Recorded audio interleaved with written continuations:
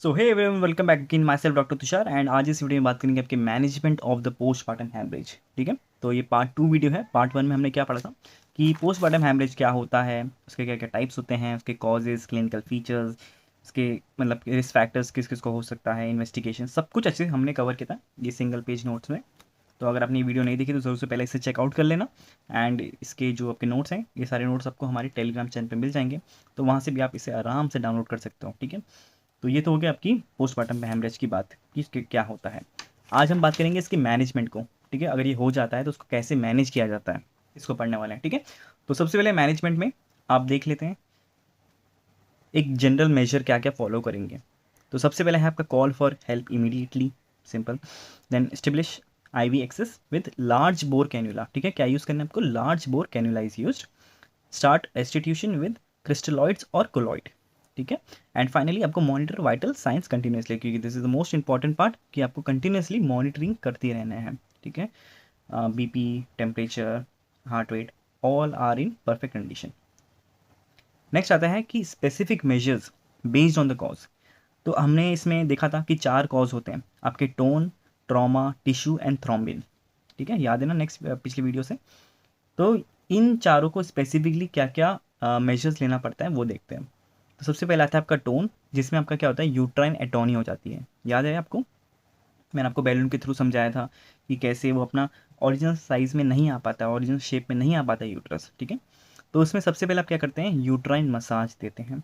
ठीक है, to stimulate contraction, क्योंकि सारा खेल क्या है, कॉन्ट्रैक्शन का है। अगर कॉन्ट्रैक्शन ही अच्छे से नहीं होगा तो आपकी जो वेसल्स हैं, कैपिलरीज हैं, वो वापस कॉन्स्ट्रिक्ट नहीं होंगी एंड वो ब्लीडिंग को कॉज करेगा।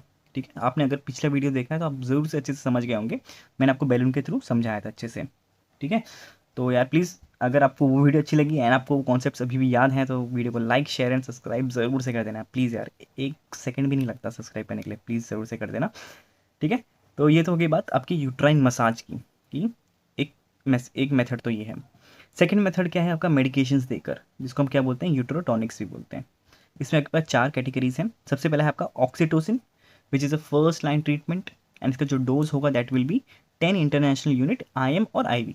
ठीक है, सो वो preference of the doctor, it will be given IM और IV।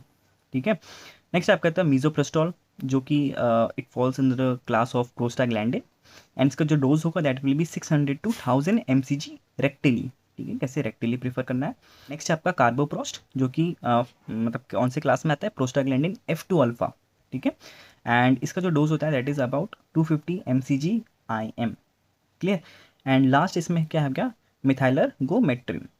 इसमें क्या होता है, this is ergot alkaloid, and इसका जो डोज होता है that is about 0.2 mg IM, but it is avoided in किस, कौन सा, हाइपरटेंसिव पेशेंट्स। ठीक है, जिनका अगर बीपी बढ़ा रहता है तो उस कंडीशन में आपको ये अवॉइड करना है, आप बाकी के कर सकते हैं। ठीक है, तो ये तो बात हो गई आपकी टोन से रिलेटेड यूट्राइन एटोनी में।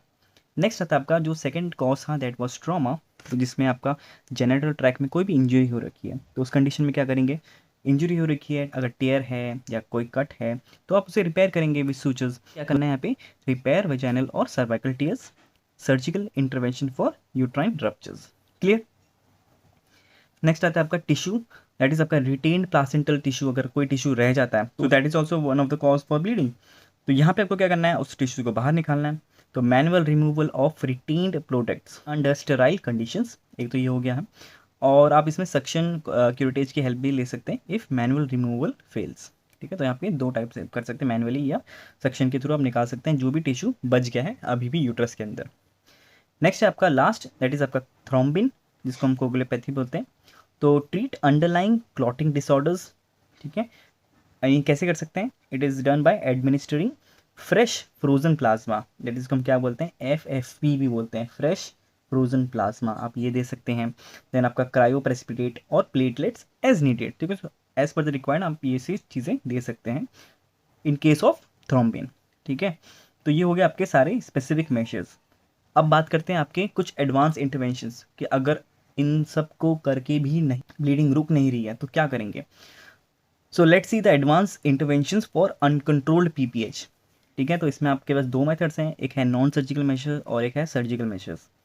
नॉन सर्जिकल मेजर्स में क्या होगा, सबसे पहले आपके पास है बकरी बैलून टेम्पोनेट। अब ये क्या होता है, ठीक है, आपको डायग्राम में दिख रहा होगा।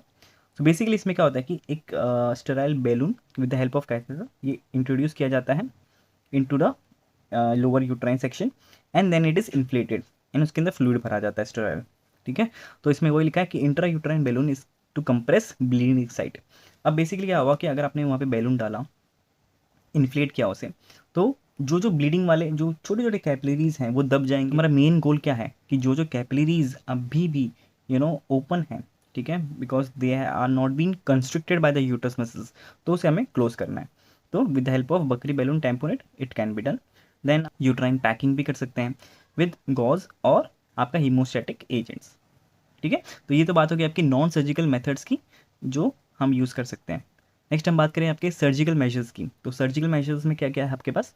B Lynch sutures, compression sutures applied to the uterus. ठीक है, पहला ये हो गया है। देन आता है आपका दूसरा यूट्राइन आर्टरी लाइगेशन। इसमें क्या होता है कि reduced blood flow to the uterus. ठीक है, ताकि अगर यूट्रस में ही ब्लड कम जाएगा तो ब्लीडिंग भी कम होगी उस हिसाब से। तो ये हो गया। एंड फाइनली हिस्टेरोटॉमी भी कर सकते हैं। So this is the last resort in life threatening cases, ये अगर आपने यूट्रस ही निकाल दिया है। तो ये सब कंडीशंस हो गए आपकी दो मेजर्स, नॉन सर्जिकल और surgical measures in case of uncontrolled PPH. Clear. Finally बात करते हैं इसके कॉम्प्लिकेशंस की।